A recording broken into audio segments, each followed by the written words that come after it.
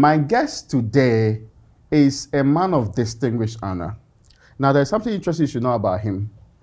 He was born in Asante at a time it wasn't part of the then Gold Coast. Now, he schooled predominantly in the Gold Coast when it eventually became part of it. Then, he also continued to the medical school.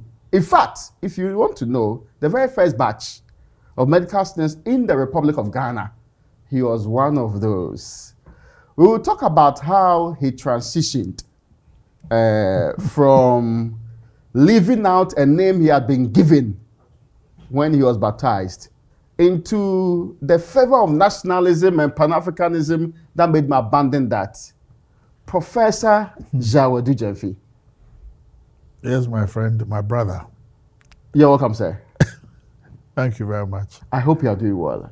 I'm hanging in there. I'm bearing up. Oh, yes. When I did the calculation, from many people will get to know if you were born at a time that Asante was not part of the Gold Coast, they will estimate your age. Certainly, you are over 80. I am over 80. That is without doubt. I'll tell you. Yes. I'm not ashamed of it. This year, on September 1st, I will be 85.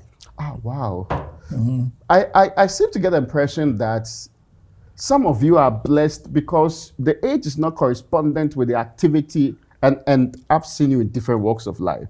You do not look like somebody who is advanced to that age, mindful of the energy, the stamina, and the ability and the competence imbued. How do you do it? Oh, by the grace of God. Yeah, but you're a doctor too, so... Yes. So you know what to do right. I have a good wife. Oh, okay. That's interesting. Who probably doesn't give me too much trouble. Except the usual. Oh, okay. Well, Prof, I mentioned your name and I said that you abandoned the first name. I got it secretly from a corner. But what's the story behind you and the first, if you like, call it Christian name? I was to start with Yaw Adu-Gyamfi. At home, of course, those who were family and very close would leave the Gyamfi, I would say Yaw Adu. But yes, Yaw Adu-Gyamfi. And then I started school as such. Catholic school, St. Joseph Roman Catholic Boys School then, primary school. And we started the usual catechism and so on. And it was the usual thing at that time that when you were not baptized as an infant. Very few of us were baptized as infants. So by the time you got to primary class 3, primary 6, okay, you started your catechism seriously. And then by standard 1, you had to more or less have an examination of a sort. And you passed, and then you were baptized, and then later confirmed. And on being baptized, my elder brother was Emmanuel Henry, and I took one of his names. Now you have narrowed it down heavily for most people who did not know, and I know many people who did not know that you ever even had a name like that. So that's what it was, and I carried that name. My Cambridge school certificate from 5 bears that name. In fact, the high school certificate also bears that name. Oh, I see. So when I was interviewed and recruited to go abroad to study medicine, that was the name I was going to go with. Then Great Osajefo decided that all of us who had been selected to go out, we were to be commandeered to start the medical school here.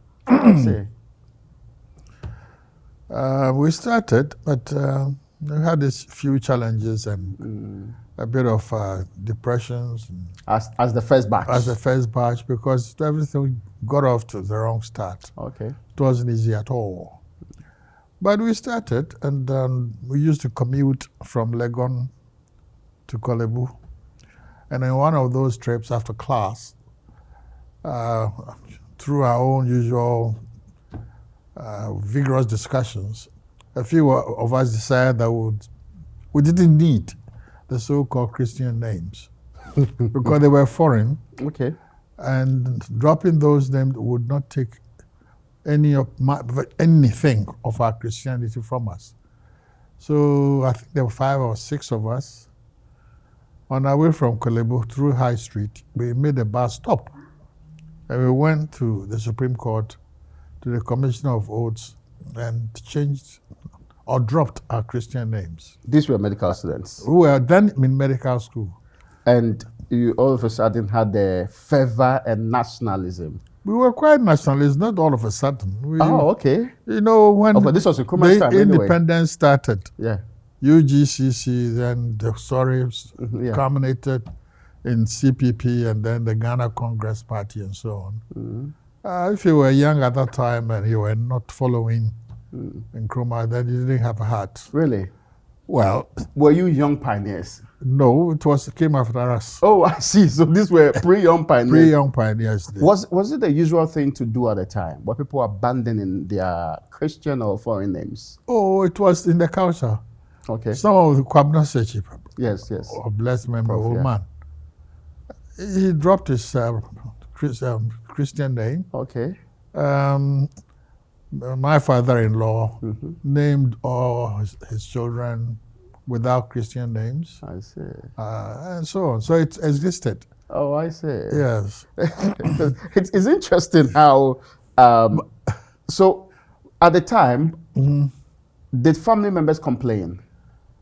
Of course. It was my choice. Nobody complained. I Yes. chose that name when I was baptized. Yeah. I didn't seek permission from anybody. So it was mine to drop out. My worry was about the previous certificates that I held. Documentations, yes. But by swearing an oath and having it published in the newspapers, it covered that. Okay, so that was officially done, yes. So going on, graduating as a graduate as a doctor, it's Yaw Adu-Gyamfi, yes, and so on and so on and so on. So that's how it has remained till this time? That's how it has remained. Until I almost revealed it to the people of this republic that there was a first name. Yes. But I'm not about to reveal it. Yes, I will also keep this secret. Prof, I mentioned earlier that you were born at the time Asante was not part of the Gold Coast. Yes. How was Asante at the time? It functioned. There was respect for authority. Okay. Respect for the culture, respect for seniority. And there was a communal kind of living that permeated the whole society. For instance, when you came of age, you were encouraged to marry early in those days. Okay. But then also they knew that you can't just marry and live for other people. So wherever you came from, you were entitled to a piece of land for a nominal fee. So if you acquired land, all you had to provide was food, and they would gather around and weed, literally, do whatever they have to do. If it's cocoa farm or fruit farm, whatever, they will all get together and assist you to do it. The community? The community. Oh, I see. The community. So it was easy to acquire land that way? Oh, yes. Everywhere. So long as you hailed from that area. Okay. The chief didn't own the land as such. The chief held the land as a kind of in trust for the people. So if you hail from there, you got land and you farmed. They build a capital for you. For you, with the land. With the land, and they're helping you to produce and selling some of your produce, mostly in Asante. By the time I was of age, it was mostly cocoa farm. Okay. Yes. The food bit was when you are intercropping to feed yourself. Yes. But then when the cocoa became of age, you could build a further capital to invest in any way you wanted. This is regardless of the fact that there were options for education. In fact, that's what has spoiled us. Really? In the sense that regardless of the fact that there were options for education, but in those days, it was so deeply rooted in the culture that you had your education, but education was you were going to be employed as things were. But that may, at that time, could feed you. Even your pension could probably support you a bit, because those were low inflationary times and so on. And things worked. But now, if you are employed, you can barely eat out of your wages. That's true. But what you tell maybe your hobby or the side things that you do probably will be the thing that is feeding you. Sustaining yourself. That if you were entrepreneurial in attitude, you build that side very well and it becomes a business of its own that will feed you and your children into the future. Perhaps at independence, our population was somewhere around 6 million or so. Thereabouts. That's not a very huge number, right? No. So even before independence, that means we had a smaller population. But we also had a smaller economy. That's true. That's reality, actually. So maybe that could be the reason why everybody could get land when they wanted. But now, even there's now, a tussle for it. Now, no, there's a tussle for it because we've changed things. We've urbanized and we even lost our connection with our rural ancestry. True. Or area of birth and even nurture, or if not birth, nurture. We've lost connections. That's true. Therefore, when you go back, you have to be able to trace your connection, your ancestry, your lineage, and then maybe you could avail yourself of some of these opportunities. But going back to at that time, saying that the colonial system was not, the administration was not as extensive and centralized as we have now. It was mostly quite decentralized with a role for the chiefs. Okay. They had power. That's what they call the indirect rule. Indirect rule, but even now, if you had adopted, the central government can rule indirectly to the benefit of the people by bringing governance to their doorsteps. But that's decentralization. But that's the concept we have now. The local governance system. So I'm telling you that at that time, you didn't have post office box. Oh, I see. You posted your letter in your village to buy something with money order from Britain. It came back to you there. That's how to this village. To this village. Letters were posted from everywhere, came to Ghana, to your village. In other words, Kumasi, how many of us had post office boxes? Okay. You wrote a letter, use your house, OI 196-7. That was my Kumasi place. Oh, I should be around Ashtown. It's Ashtown Central. Yes. Yeah. And the letters and things, the orders and things, came straight to the house. And now so it's more difficult now, but it was simpler at the time. Simpler. You could get passport by giving your details at the police station. Of course, they would investigate and make sure that you had no criminal record. And you got your passport. You didn't have to come to Accra. It was that decentralized. I was just going to say that instead of evolving into a better system, it's become complicated now. It became complicated through the politics we started. Okay, that's interesting too. Now, I was just looking at the picture. So growing up, were you free-spirited? Were you playing around? When did it occur to you that you are a genius? You are a wonderful brain. Oh, I'm not a genius. Okay, if you insist. But we are free-spirited. Even in Ashtown, almost all our friends, we shared whatever little we had. We shared knowledge, irrespective of what secondary school, whatever. We studied even together. Okay. And I can name a few, but I'll refrain from that. But all of us, it's like in Tadem, have done very well from Ashtown, where we came from. I see that, and I'm picturing the place. So you went to St. Joseph's? Yes.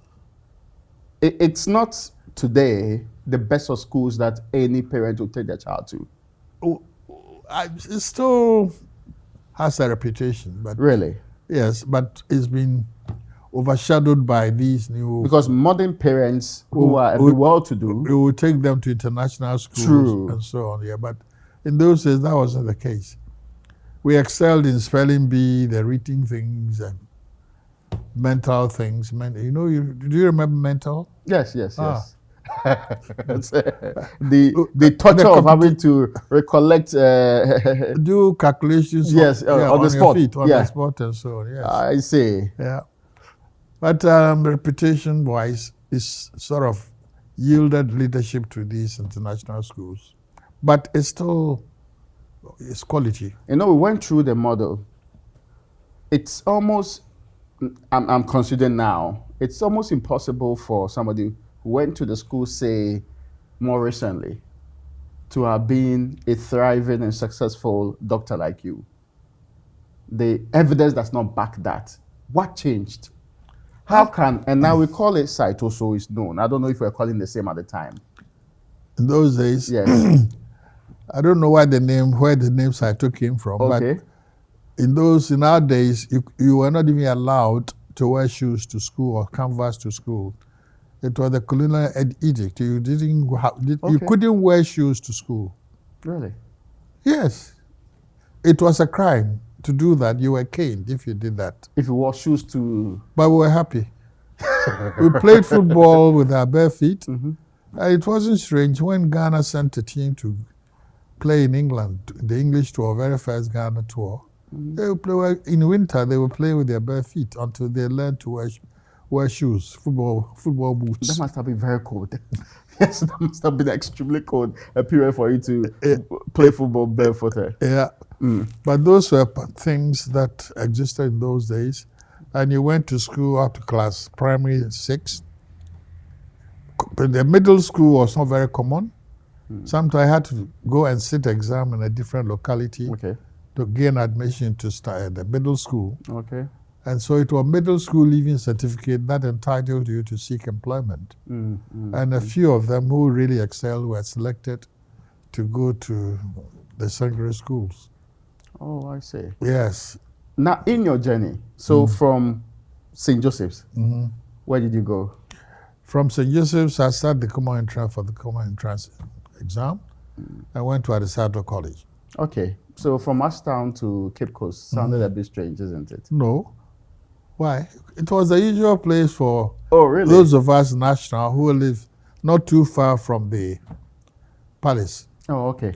Okay. And the history was that when Prempeh I became a Christian in Seychelles, the thing was the religion of the King of England who had incarcerated him there. So he became an Anglican. Yeah.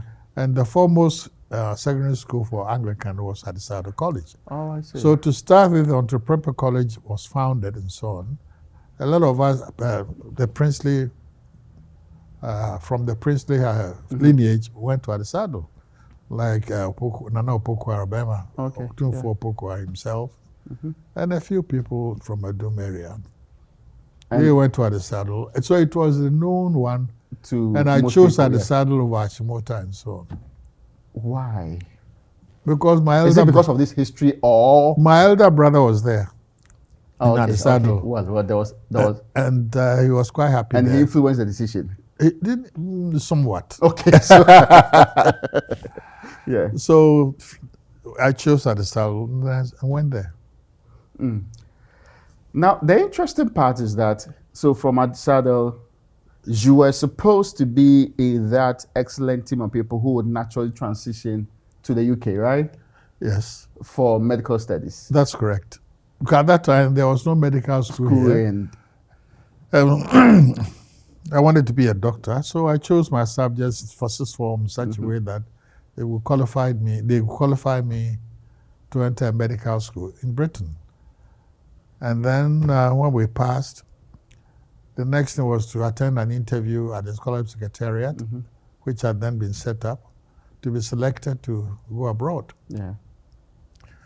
At that time, in our year, there weren't many of us. There weren't many of us because sixth form places in Ghana were limited. Only a few schools had six form places. And the total number of people in sixth form or students in sixth form was less than 1,000 across the country, including those who were studying arts. Okay. So in art, usually those in arts outnumbered us. They were about 2/3 of the total number. Okay.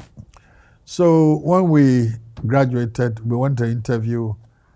They had to, that's number one, had to wait for those of them. We finished in December. We were the last to sit for the Cambridge School certificate.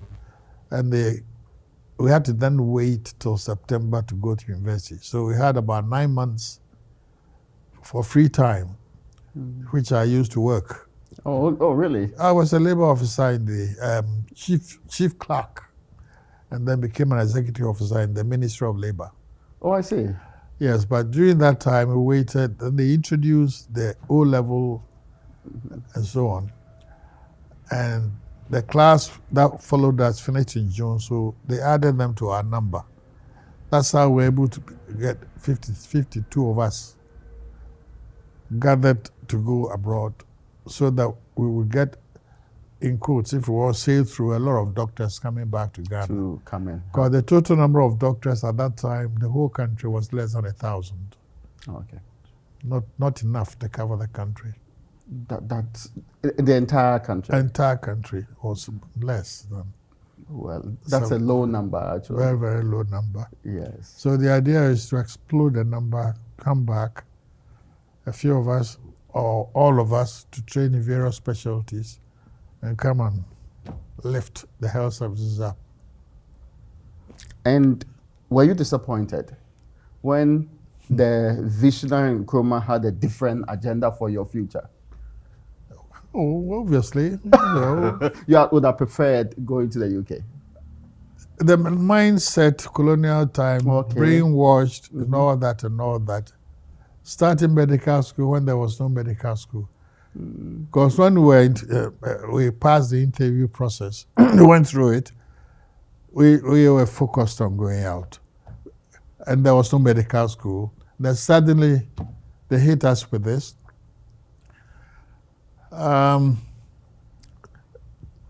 It was painful, to say the least. They then were, to reassure us, told us that there was some arrangement with US.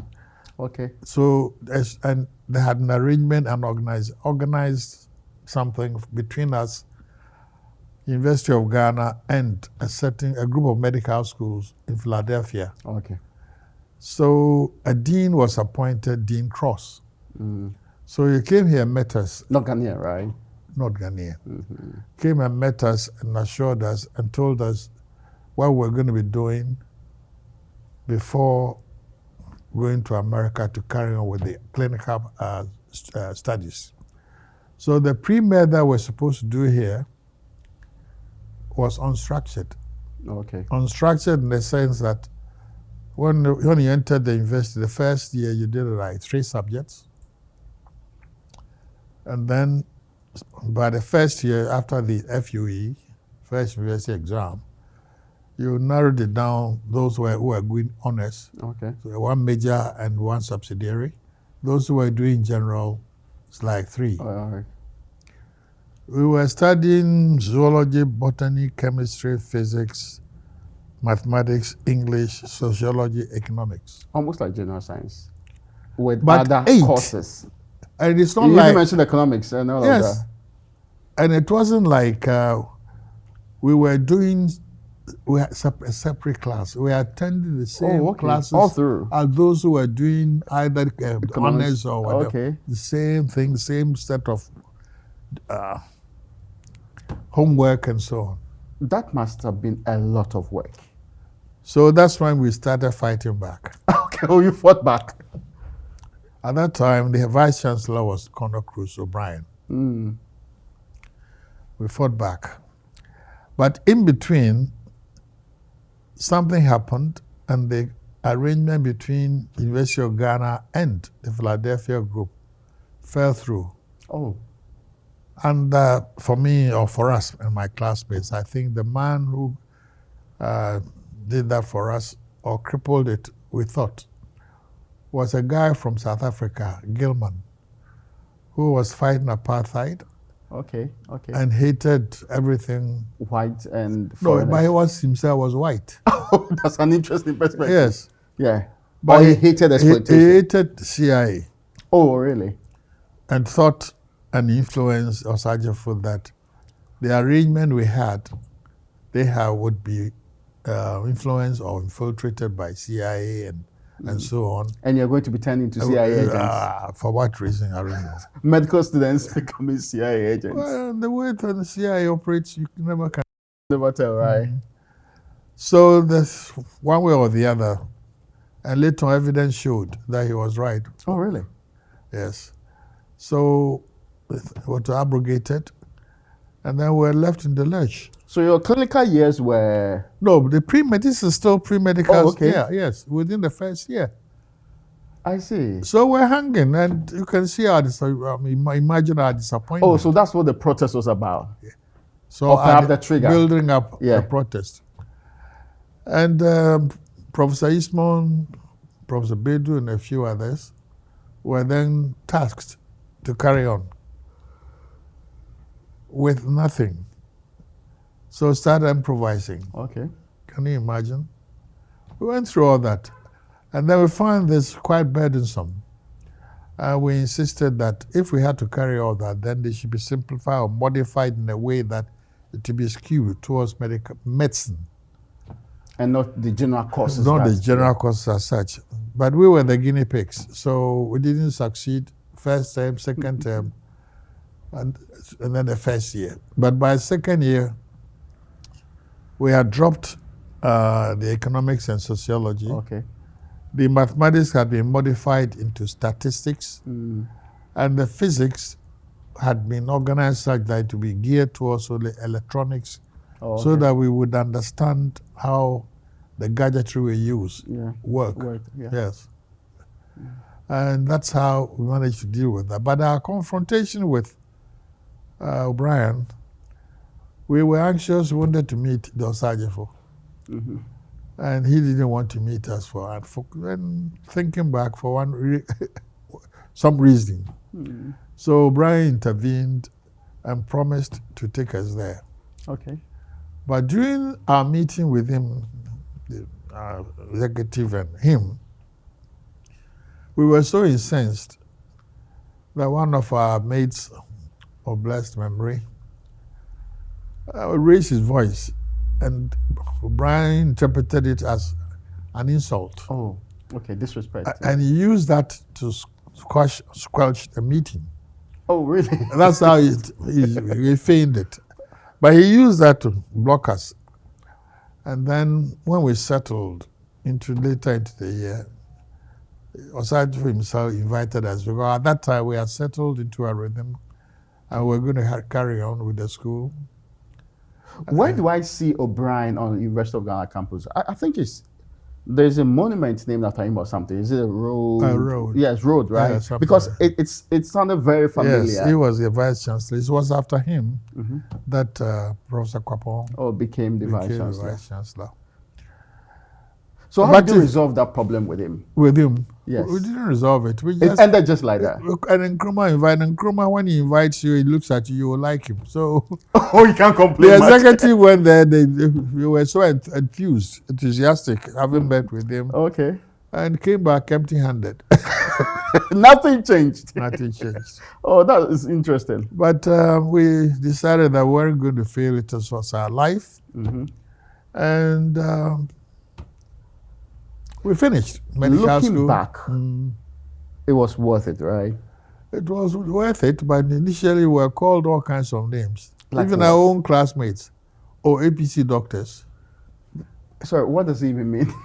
APC, the tablet. Oh, okay. The APC, oh, yeah, I know.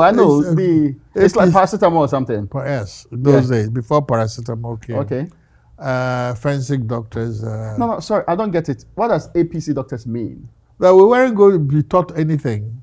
Therefore, really? be like dispensers. Oh, therefore, did not trust the kind of system we had in place in this country. Because there was no system. Existing medical. That's how Kolebu was termed a teaching hospital. Yeah. And we started studying there. We didn't even have a place for dissection of the dead bodies. Okay. We didn't have place for much. It was later on that the basic sciences, if you've been to Kolebo, was built. And a few things were done. The first year, because of this organization that occurred, we spent studying just anatomy.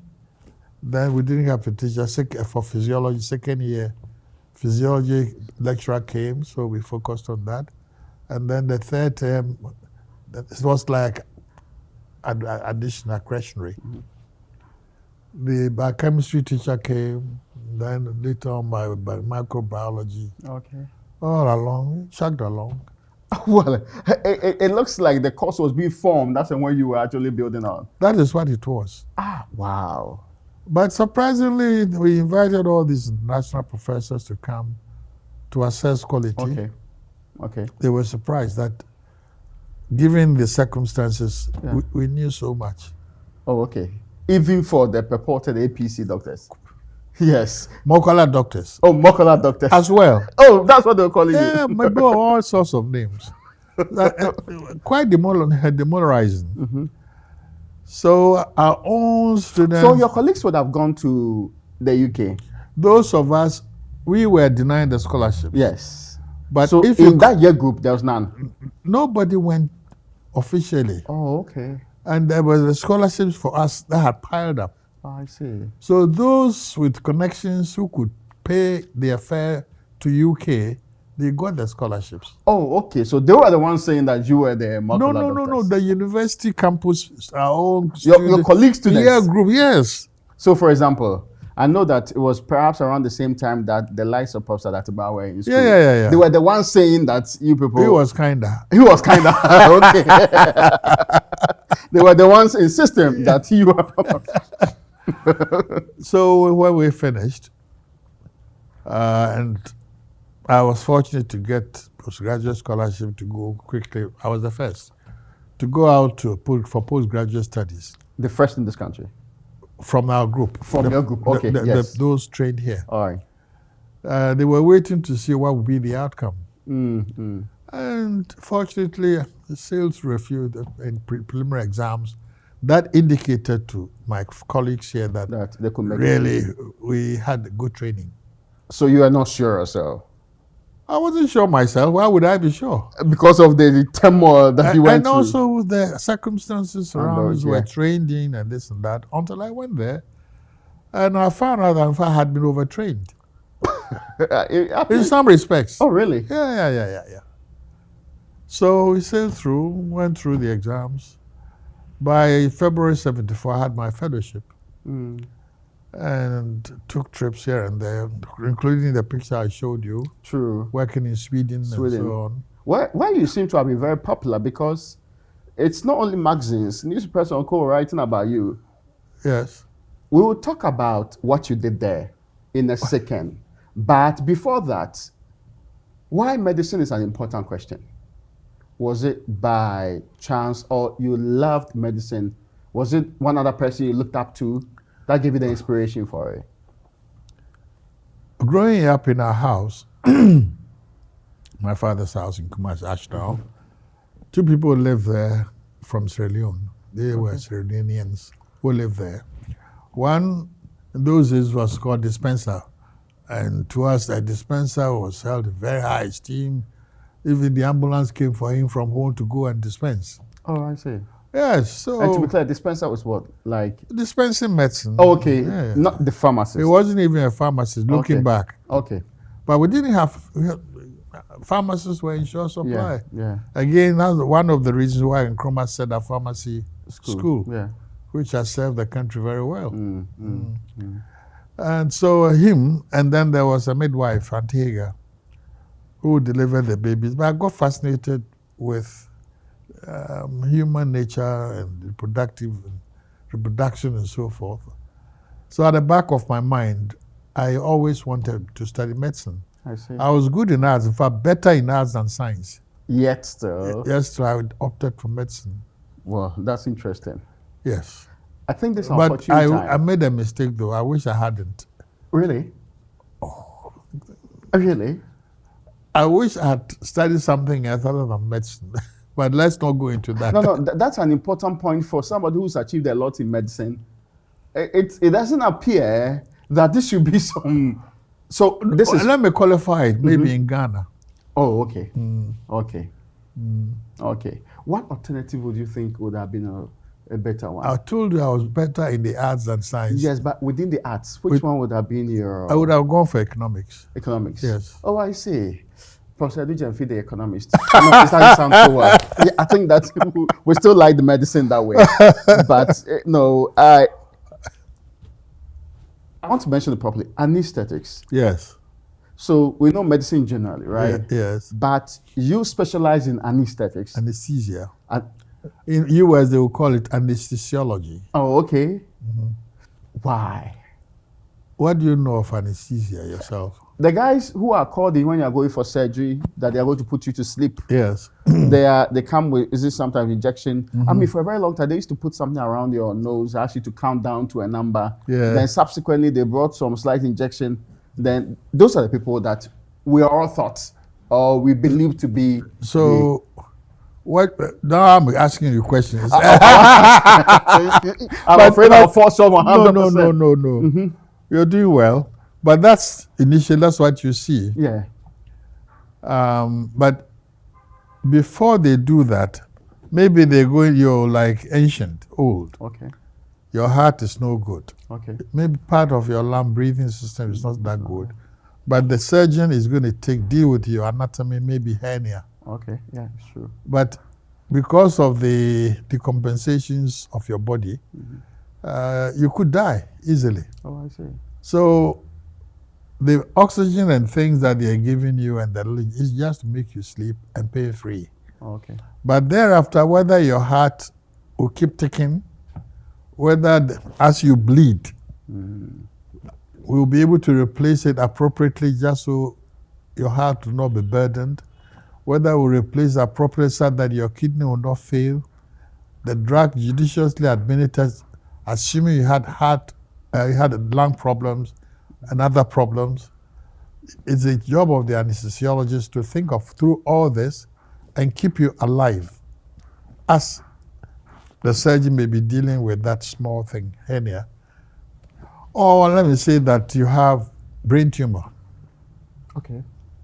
Okay, the surgeon dealing with the anatomy will open the skull. We will make sure that the pain-free. The brain alone takes about 25% of any blood that leaves the heart. So you can see that it's very well supplied with blood. But that's not the only thing. It lives. So when the brain is open and the surgeon is pulling on it and doing all sorts of things, but the rest of your body is represented in your brain, and whether your body will work or not work, it depends on your brain being intact. But here the surgeon is maybe gently retracting on it and this and that. Because it controls all your body, you have to make sure every part of you, whilst he's doing that, is functioning well. Okay. And then when he's done, to make sure that you suffer no deficit, even though he's cut through a piece of the brain away. That's an awful lot of work for... Do you think that it is misrepresented or misconstrued? That the job of the... Because, I mean... You don't know, so I'm telling you... Many people have come to the understanding that... for that matter, you have Professor from Pomboating holding the heart. Yes. Stopped. But you're alive. Your brain is getting supplied with blood. Every part of you getting supplied with blood. As he opens and cuts the heart to sew a valve or something into it, it's my job to keep you alive. And when it's finished and put the heart in there and started it, it's my job to keep the heart pumping and behaving normally. I see. So we transfer all these pieces of knowledge into managing very ill, very sick patients in the intensive care. Oh, that's true. That's a lot of competence in all of these areas. So anesthesiologists, anesthetists, as you call them in Britain, you have to be more or less a specialist medicine with broad knowledge of things.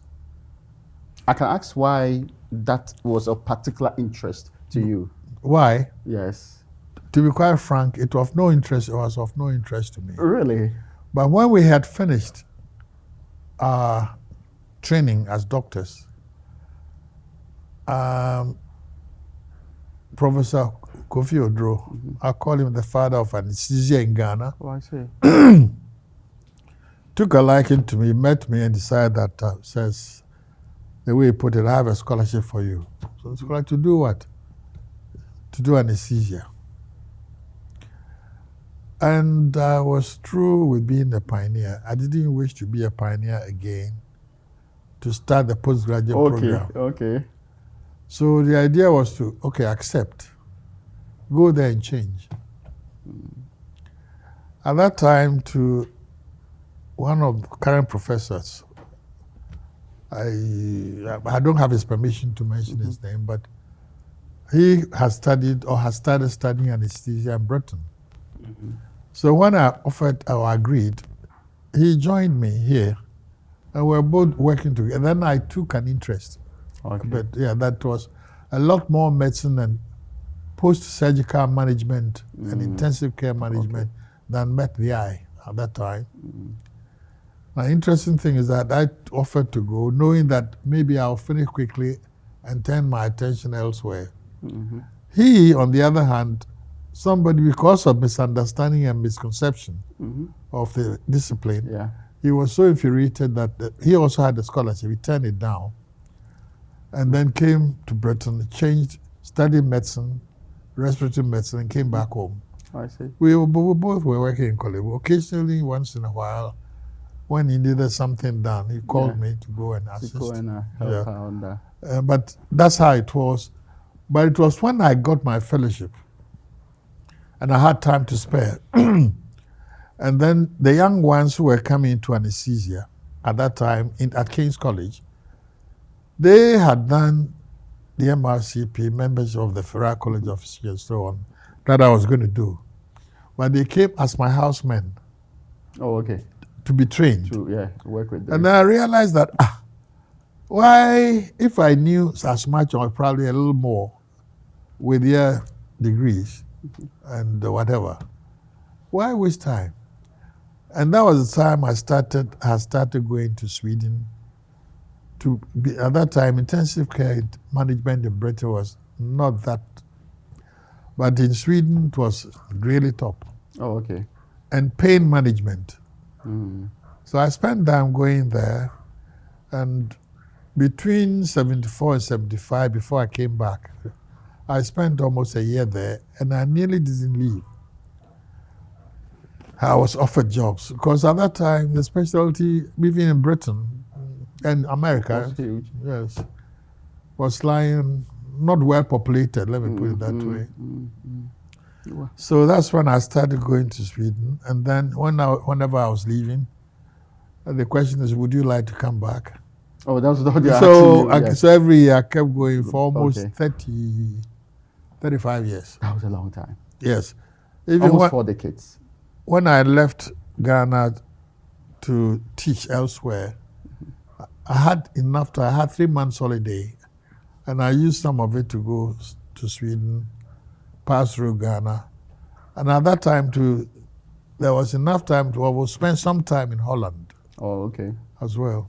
I can see why they have all of these glowing tributes about you in magazines, celebrity status kind of medicine, that they have actually been writing about you. Yes.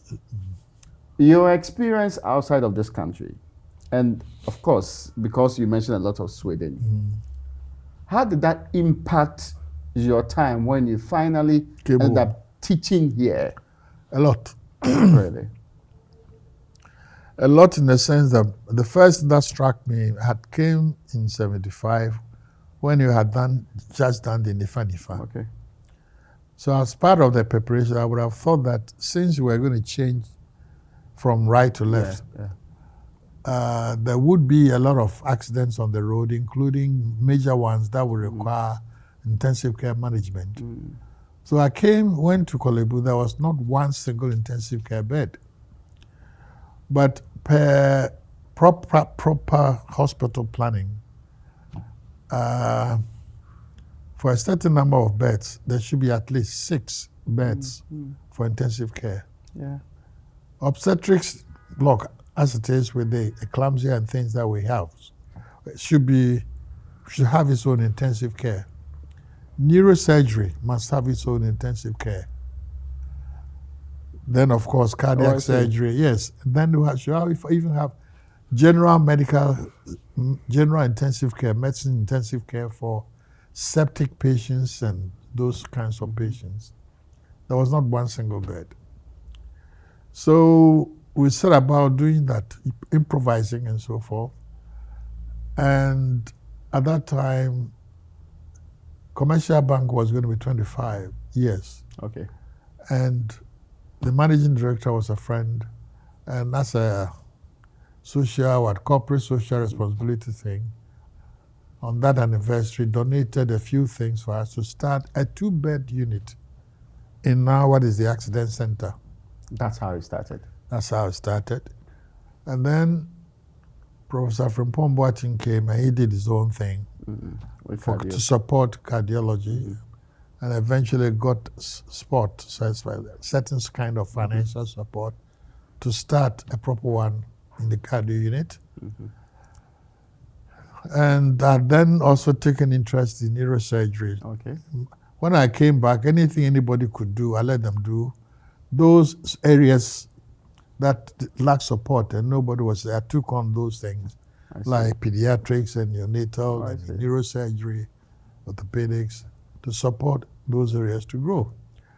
So focusing on neurosurgery, that eventually led to them having their own intensive care. Because when you have opened the brain, retracted on the brain for say more than 6 hours, the least you could do is to let the brain rest. True. And there's a technique for doing that. If you let it rest appropriately, then the blood supply to the brain is minimized. Yeah. Then swelling formation or edema formation was minimized, and after a few days, you could let them wake up, and you sort of rendered them. There was minimal deficit. Let me put it that way. Okay. Yeah. So that's part of it. The other thing is post-operative pain. We slowly started introducing, now it's quite popular there, that I can say on authority that given the chance and a little support, patients should be able to go through surgery without pain. Really? Yes. It's a few gadgetry Here in Ghana. Here in Ghana. We did it in Sweden. Oh, yes. That's when you mentioned Sweden. But so I had done it there, and it could be done. And so can be done. A whole lot that can be done here, but it's a lack of support. And sometimes the lack of support is also usually will arise from misunderstanding or lack of appreciation or lack of knowledge at the ministry itself.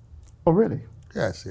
I thought it is you people that occupy the ministry. No, we don't occupy it. We are subordinate. We are by the new design. Okay. It used to be the case that Professor Isma was the chief medical officer or surgeon-in-chief. Then they changed the arrangement such that the fund holder or principal secretary became the fund holder, and sort of you had to think through things with him.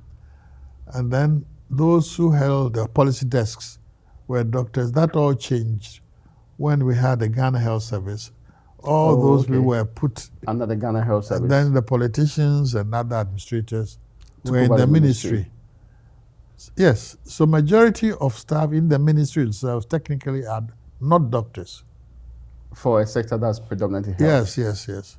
I mean, if they are not even doctors, they are in health-related areas, or it could be anything. Because health administration is a course now. It's a course now. Yes. But you need to also think through with clinicians and so on. True. But the head of the clinical services is now in the Ghana Health Service. Oh, okay.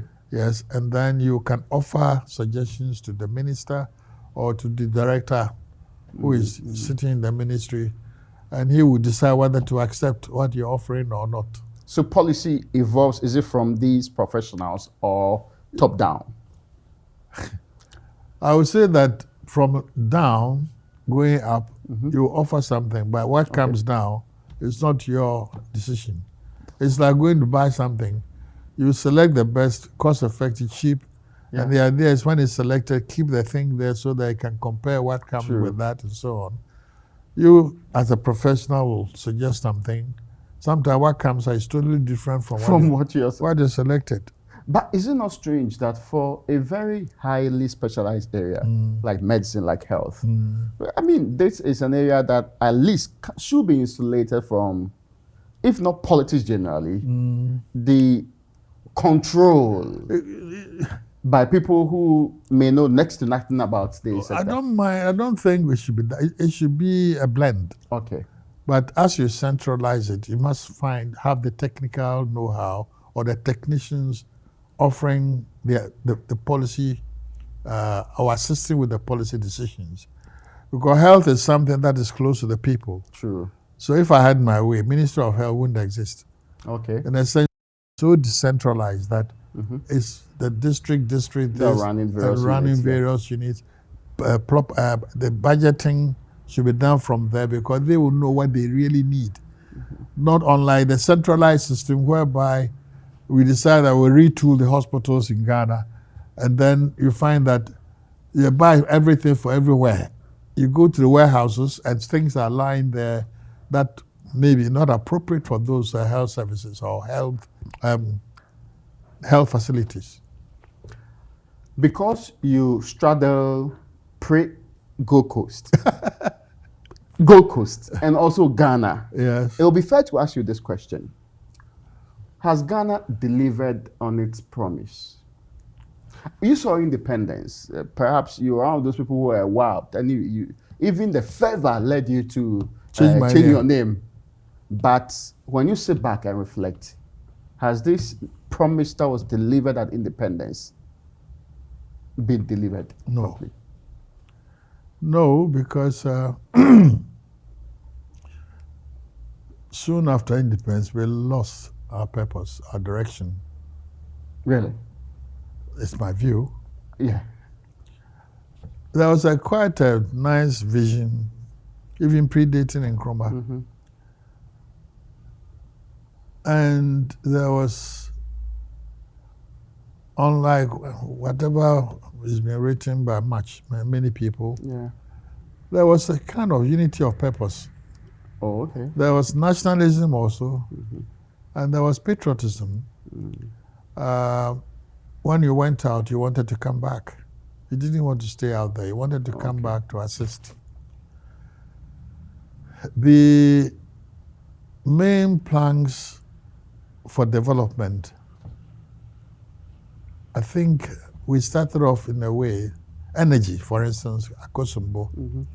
But it shouldn't have been just Akosombo. We should have tapped into all kinds of, we should always be ahead of our need in terms of energy. Because today, a couple of years ago, we were saying we had excess. Today, we are not sure. In fact, today we are even contemplating building a new gas processing plant. What I'm saying is that the anticipation should be that there will always be an excess to allow continued expansion of the economy. Not wait for shortage before you plan for. You waste a lot of time and a lot of resource. So in that regard, we haven't done too well. Okay. We tend to waste human resource. At independence, I said we didn't have more than 1,000 doctors, a lot less. But I would just shift from the doctors. How many engineers did we have? And how many really good teachers elsewhere that we had? But then we weren't thinking it's like civil service should be the only employer. Oh, okay. So we were busy to extrude people through the pension system. Fine. But can you imagine somebody like a civil engineer, fantastic architect, the more they grow in the service or their profession, the more experience more experience and so on, and better the delivery and so on. And yet at 60 they tell you to go. I don't mind, but the system should be such that as you extrude them, you can at least gather them for them to keep delivering. True. Up till now, we still have bring foreign companies to build our roads and do all kinds of things. We've had tech for a very long time. And even Legon for a long time.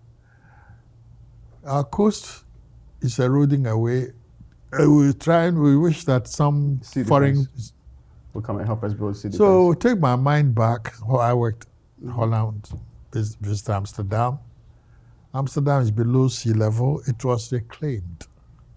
This is like 300-400 years ago. Yeah. How many and how much how many classy or engineers they had at that time? What was the extent of their knowledge to conceive of this, to build, to retrieve the land? That with our current system here, we are unable to defend our own. Or encourage our engineers with the rocks and granite and things we have that cut it or blast it in big boulders to reclaim the land for us. It's just leadership and management. And you retire them, you throw them out, they, with no work to do, they die off quickly. But I'm saying that the system must be re-engineered such that you don't throw people off so easily with accumulated knowledge, memory, knowledge base, historical knowledge, who could be able or should be able to improvise to help us in these things. And that's true. I mean, some become professors, say around 50. Yes. Then 60. 60 around that time. Then 60 you're out. The time that you are at your prime, that's when you are thrown out. That must be a terrible policy, isn't it? Well, it should be looked at. Yeah. It should be looked, that's one. And then this business of over-politicization that is adding to the extrusion. You are from this other party and they put in this place, you're doing very well, you know the things, something that is of worth. Instead of being allowed to continue because you're blue color or the green color, you're thrown out. When the other party takes over. Yes, it's wrong.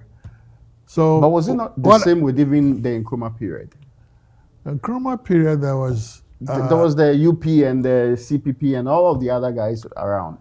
Well, that happened, but by 65, Nkrumah himself had come to a realization that it wouldn't work. Yeah. Hence the one-party state. Oh, I see. But he went about it the wrong way, in the sense that he should have made overtures to the opposition to join him together, before even putting that forward and even making maybe one of the leading opposition leaders as his deputy, vice, like the Kenyans did when they were having. Yes, Kenyatta. When they had those crises. Yes, and Kenyatta brought Arap Moi in to make him his deputy. So that could have happened, or I thought maybe that was going to happen. And then there was the coup.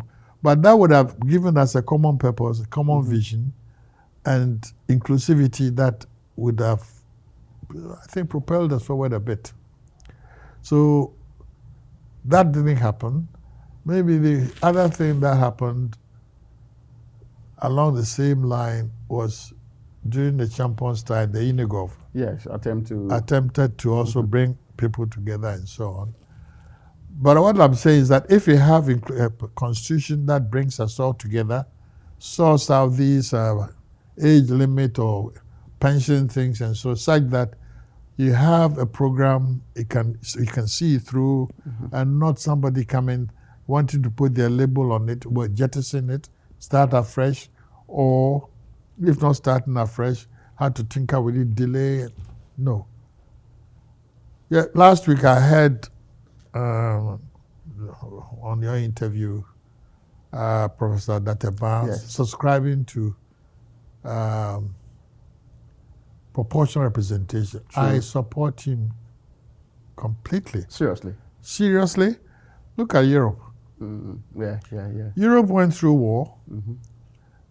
any of the government that thrived, it was all proportional representation. You All of- must rule with the others. So with the others, but the others represent all shades of color population in the community. That you get a certain threshold, you are included. Yeah. And you end up including over 80%, 90% of the whole population look into the governance and participate in the governance. It has its own checks, it will have its own checks and balances. And you will not just opt or just decide that you're going to extrude or sack somebody and the others will sit there. Because you are really with a coalition, and if there's disagreement, they disperse, and then you have to reform. Yeah. So it has its own checks, but also, if you're all looking in the same direction, the inputs that you get from all shades will endure once the decision is taken. In the sense that when you change, maybe the other parties will come to power, but they've been part of the formation and the decision and the product that you're seeing. Therefore, it's a question of tinkering with it to refine it. I feel strongly about that. I have heard, and you're not the only person saying this, I think that it's a certain people of your reflective nature that are making these proposals. I haven't written it to anybody. No, I'm not saying no. Nobody will look at it anyway. Yes. No, I think there was a time that at the IEA, yes, they actually put together the political parties platform. Yes. And Professor Michael Kwe and co were equally suggesting similar things. In fact, it was the time the word winner takes all became popular, and that we should do things to make that change. Why do you think we are still stuck in these very toxic, partisan, and bipolar way that we are still going on? For me, the Constitution was to translate what was going on for 18 years under Rawlins's rule into a kind of refined system called 1992 Constitution. And power there is absolute power and is nice. Okay, it's wonderful. Yes. And power corrupts, and power is sweet, and you can look at somebody and decide you want to talk to him or not, and the person is shaking. True. True, because you have absolute power. You have absolute power. Is it time to change it? Oh, it's more overdue. To change it to reflect the development we seek. Okay. To return power, the people give you the power, but you must see a large section of power to also to the population. So that they feel in terms involved. of the decentralization we're talking about, so that you're sitting right there and I can see you every day, or it doesn't take me half an hour to get to you from my place of abode because you're in the district. I can police you, I can harass you, I can do that. This is what you promised. And get you to do what's right. And get you to do what's right. We need to develop our economy, and this is how it should be. And we can even have town hall meetings on regular basis in the districts. Where you can engage the people. When you can engage the people. Tell you the truth there. The truth there. So that the right thing be done. And make the suggestion there, and it can be debated in the town hall. It's fascinating how... But here we give administrative decentralization without financial decentralization. So they can listen to you, but still they can't do anything. Yes. And the ability to even raise tax and think through economically and monetary policy-wise, how to do this. And encourage the districts to develop the economy. The land is there, instead of being used fruitfully and leveraged appropriately, it's just being destroyed. Wow. I recently heard the finance minister say, I've given 88% of the monies to the districts to do what? To fund their own development. How? To build it up. Have they submitted any planning with cost to it to him? That's interesting because we used to talk about composite budget coming from the districts. I don't know if they still do it. Is that so? Yes, that's what when previously was in operation. I don't know what is happening now. I must confess that. So maybe I can't. No, I heard him say so. I was going to ask you whether that is a step in the right direction. No. If it's money is being returned to them, it's like flat across board. Okay. This for this, this Yes, for that. for that, yes. But if you think of policing, schooling, Oh, okay. health, when we talk of decentralization, things that are close to people that can be done and improved and sustained in the district, not being taken care of, governed or controlled from the center. From the top. Oh, okay, that's interesting. That is proper decentralization, not the fact that there's a DC there with no money to do anything. He cannot raise budget, cannot raise tax, cannot float bonds, cannot do anything. And since land is a real capital and should belong to the population there, the chiefs own the surface and somebody else sitting in Accra owns the bottom. Yeah. And that same person or organization. You mean the minerals? Yes. Yes. And who controls it? Mineral. In fact, who the is government that is not? It is vested in the president, the minerals, so that it will be for our good. Collective good. Has it been for our good? I do not have evidence to back that, but I don't think so. We have this thing going on, land that should be for our good, should be properly controlled, all our rivers. Yeah. And yet there's a lot of galamsey happening. Yeah, nothing is happening. That's an interesting perspective. Can you imagine that chiefs can say that nobody's doing galamsey here, nobody dares go there? Yeah, that's true. It's their land on the surface. Don't tinker with the surface at least. Yeah. But we have to touch that before you get to But is there any law that is empowering them? No.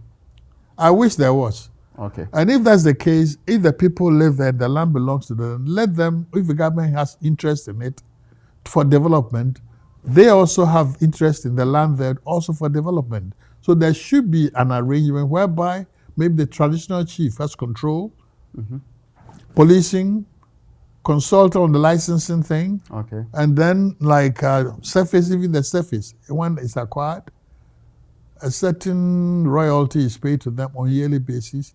But we should think through. And the policing is not like a forestry commission police, but the authority there, the traditional authority there, he has the ability to inspire the respect, the patriotism, and so on, to involve the whole lot of the population into policing the area. What is preventing us from doing this? I don't know. But because it sounds like a very sensible thing to do. It sounds like when people are actively engaged at the bottom, they do it say we've stopped, and yet the river, for about a year or two, is so red. And if nobody is stirring it up all the time, it should clear. It won't be, yes, it's true. Wow. It's interesting. I didn't want to discuss this. I'm not afraid, but no, but I think these are reflections, complex. Yes, from people who understand and appreciate it. And I keep on saying that if for nothing at all, you have lived through the times.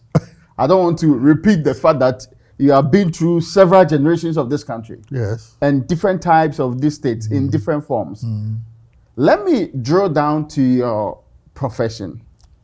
Your stellar competences, without doubt, all over the world recognized. To those who say that our medical system in this country is not fit for purpose, do you agree with them?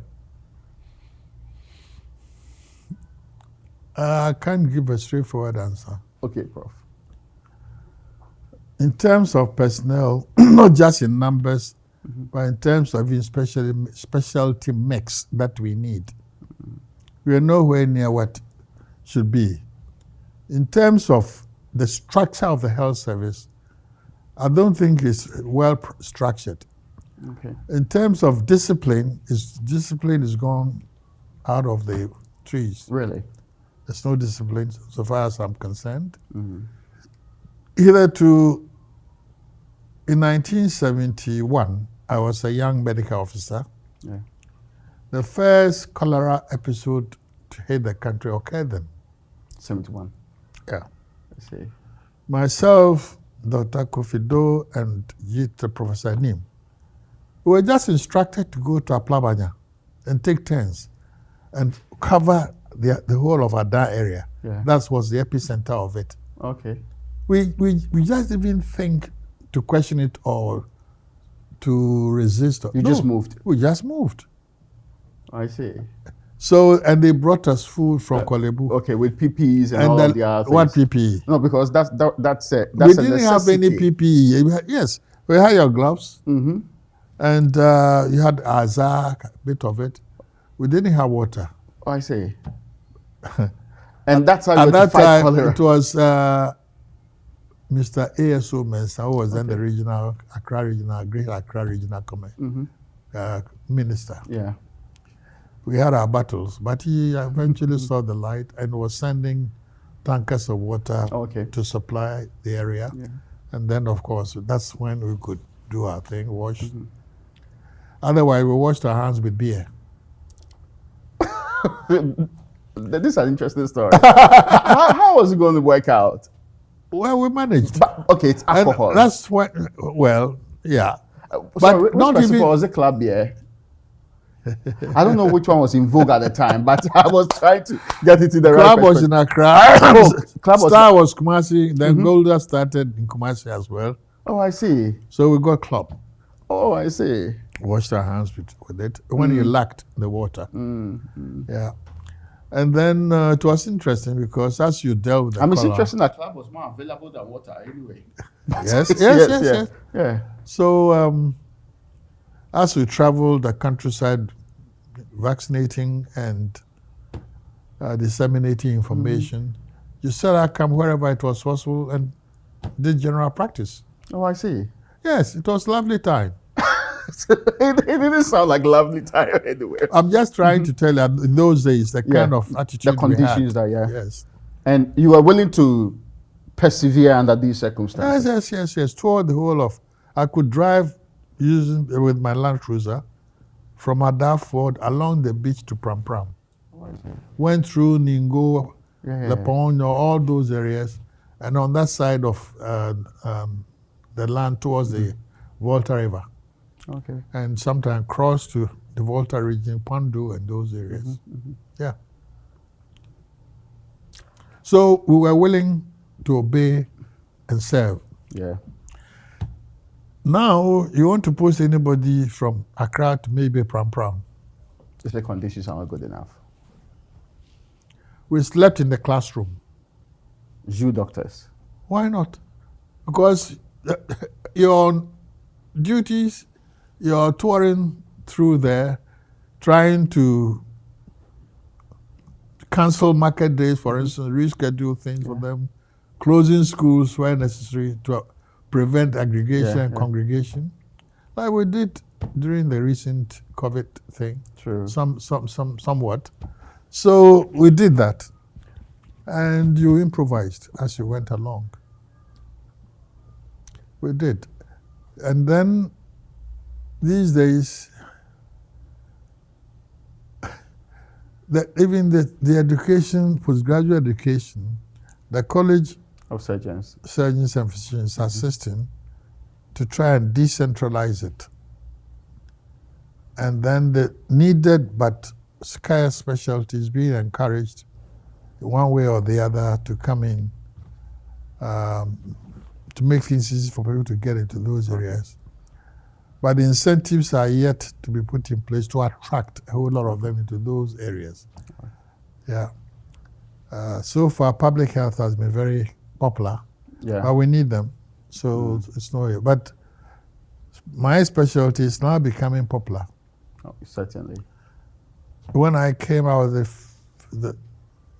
think I was the fifth person. Only 5? Only 5 for the whole country. Wow. And then Dr. Bosan came 6, and so on and so on. But we started teaching and this, and the numbers are exploding now. Otherwise, when cholera hit and they required intensive care, it was us. Keeping them alive in the intensive care units. And opening and manning Accra East. Really? Yes. In terms of intensive care management. Yes. But it's so. The planning should be a good look at it should be done, and then facilitating training both undergraduate Okay. And postgraduate level should be also accelerated. And there are ways to do it. And I happen to have been the outgoing chairman of college council, so I'm privy to some of these things. Yeah. But the powers that be should assist in having these American training methods, first-class simulation centers with AI-assisted training. And I visited Saudi Arabia on my own. They have a virtual hospital for training. Virtual? And also for assisting distant hospitals to do things. All right. So you get support wherever you are. It will support you, teach you through the system, through AI, video-assisted things, robotic things. Does it shock you that when we discuss Ghana's development, health is mostly, it's in the background? Yes, it's not on the front burner. Does it shock you? It shocks me, yes. Why do you think we do things that way? You do that because in those days, colonial days, growing up through the generations, when the governor was not there, the chief medical officer acted. When the DC was not there, the doctor acted. Oh, I see. Now the doctor is at the bottom of everything. Oh, as in the hierarchy. As in the hierarchy of things interesting point. and the protocol of things. Yes, that's what it was. So it's like respect for the profession has gone down. But maybe it's likely also to us, the doctors themselves. How so? The lawyers teach each other and talk to each other and help each other in a way. The doctors, we don't. It's gone. It used to be the case that my senior is coming. I would treat him in a particular way. My senior comes to my clinic. I'll treat him in a particular way.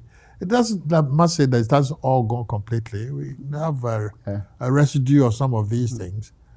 But majority, largely, respect for seniority is gone. Therefore, a certain way of behavior, and even willingness on part of the seniors to teach. But because of all this, also raise barriers to accessibility that should allow free flow of information and so on, free flow of interaction to influence certain types of behavior is all gone. There's a question that recently came up about the practice. Dr. Hadi Abdallah had calls. He's a young man, very vibrant. He says that his colleagues, he has heard from consultants and specialists who are leaving the country, complaining that 35 years of service here does not yield enough benefit for them compared to 5 years outside the shores of this country. I told you that if I had my way, I wouldn't have done medicine. I would have gone to say economics and banking and things. I would have retired 25 years ago. but you talk about the service that you provide for this country and the lack for country. In this case also, I can blame myself because growing up, we used to go to the farm. And I've seen cocoa farm being developed. De novo. From the ground, weeding, palm, cutting the unimportant trees, let's say, and actually putting seeds, beans, down to grow up. Atoje, they call it. Oh, I see. I've done all that. So I know how it's done. But being a doctor, I should have been able to even do that. Maintain your cocoa farm. It was my old man's, which he ceded to others. But I should have been able to take an interest and develop my own farm. That should be the one feeding me in my pensionable age than anything else. So elsewhere, the pension system works, investment works. If the country, and I keep saying, proper constitutional construction to assist development, then there will be areas where even the pension money can be invested. SNAIT money can be invested appropriately, not just in Accra and elsewhere. Those can yield enough to support and give decent pension Now, when you retire, what's of interest to you? A roof over your head, Yes. ability to feed yourself every day, a little thing to buy medicine. True. If you can get all this in your old age, decent, affordable, why would you go anywhere?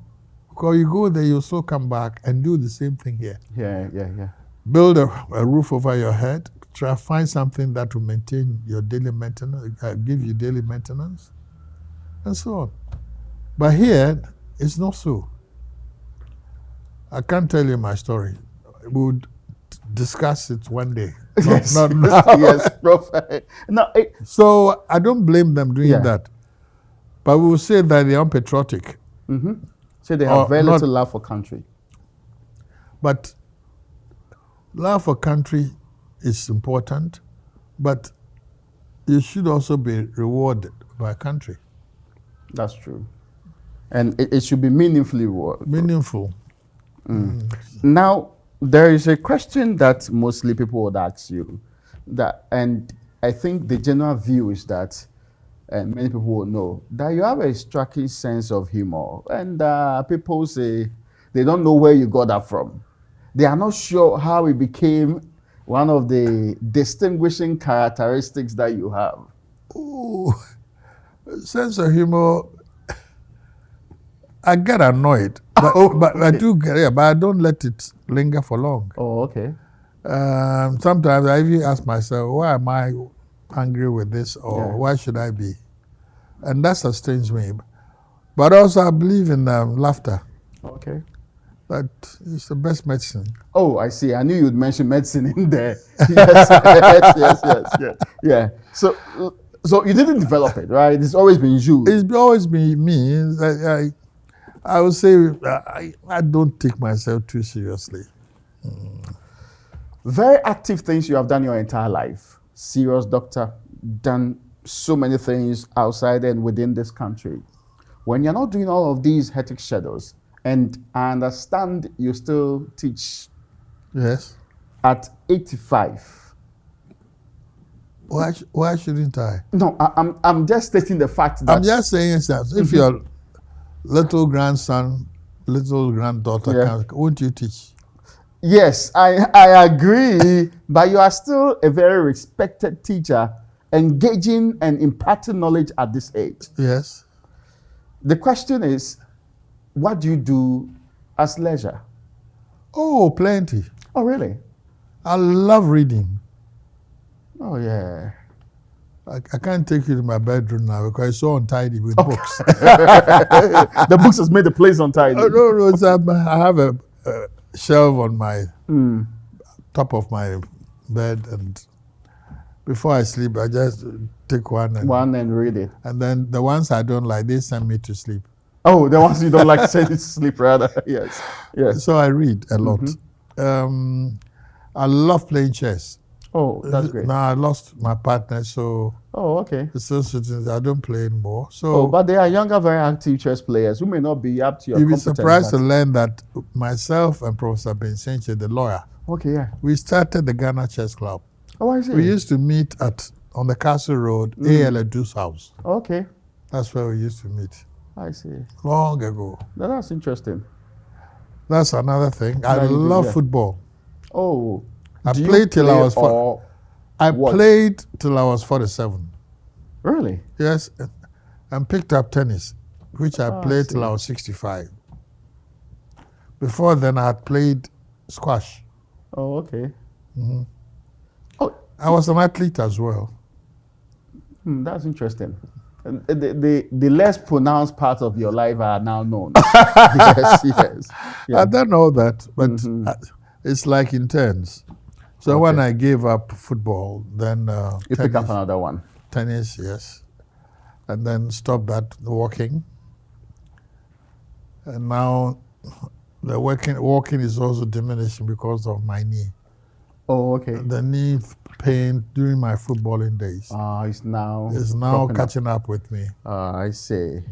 And I mean, I know that you find another replacement for walking. It appears to be one of the greatest things you are at, finding ways of still having leisures which fit your times, impacting, and I have spoken to many people who say, no, he is my role model.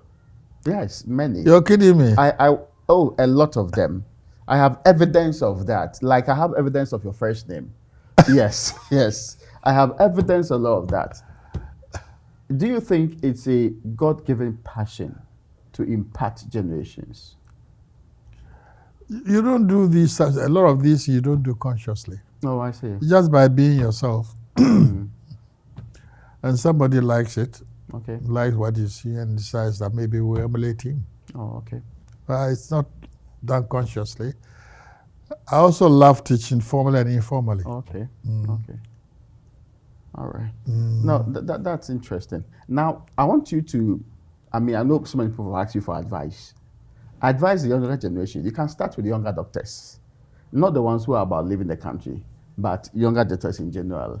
And to the younger generation who have some despair and not so much hope about what their country is currently in.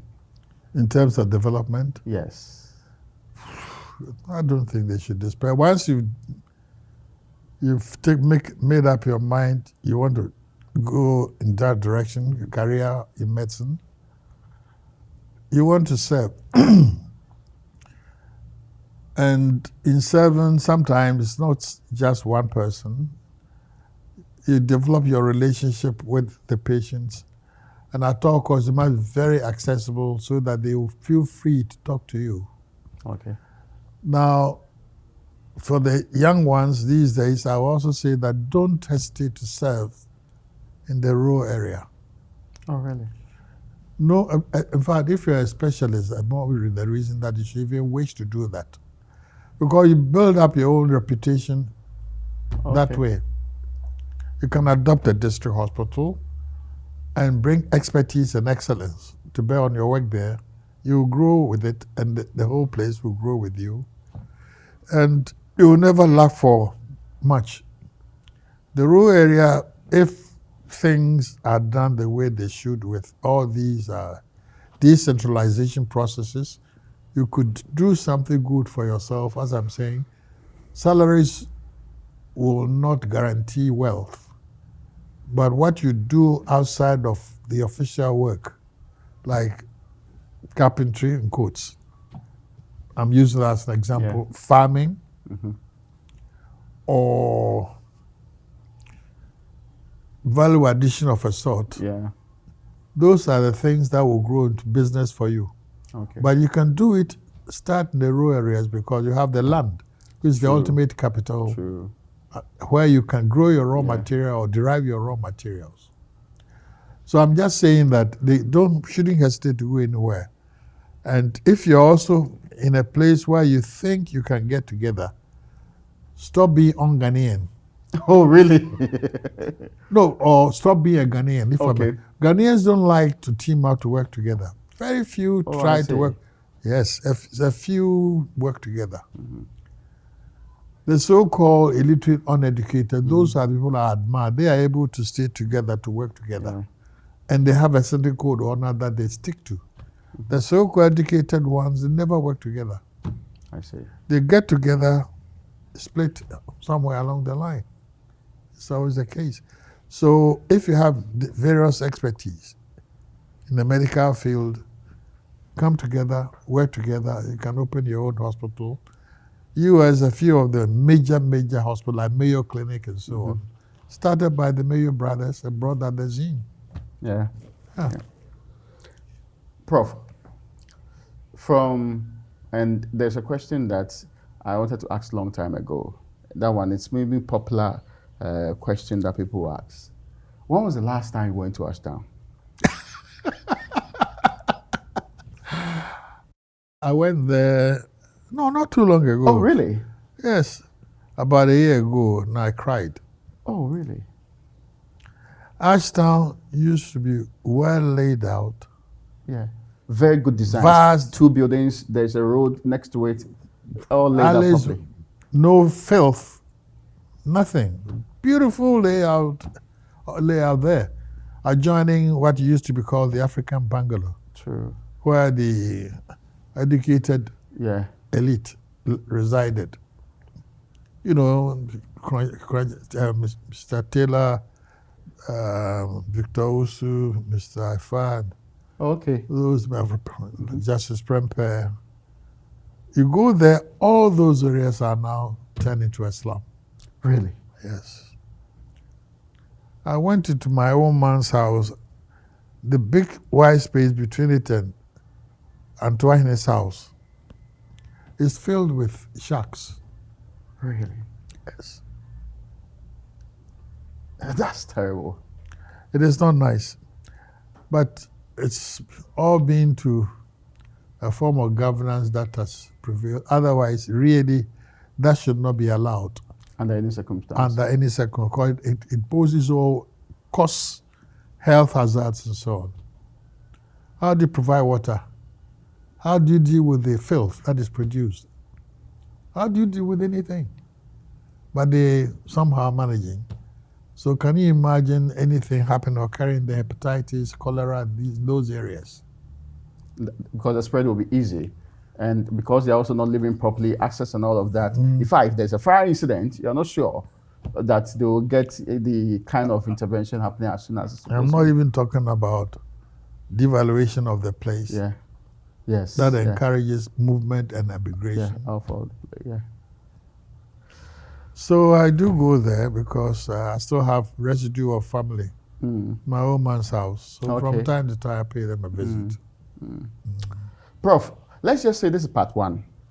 The understanding is that we have to do a serious review because this I certainly know is very interesting, and there are other we have not explored all the topics that we agreed we will discuss. No. In the future, we should be able to do a lot more on that. We should tap into so much of your knowledge in other areas too. I'm ever ready. When you are this age, you don't fear anybody. Okay, yes. You've seen it all. You speak the truth. What do I want? How long have I got to live? So I should tell you as it is, for the betterment of others. Ladies and gentlemen, Professor, I almost mentioned the first name, Yaw Adu-Gyamfi, ever distinguished medical practitioner spanning so many years in the Republic of Ghana. And yes, he's not ended because he's still teaching people today. He's still doing so. I run once a week clinic. Oh, once a week clinic. As well. Yes, he's still actually providing those services. Prof, I'm most grateful to you for your time today. The pleasure is mine. Come again. I will do so. Well, that's it for today's edition of Sages.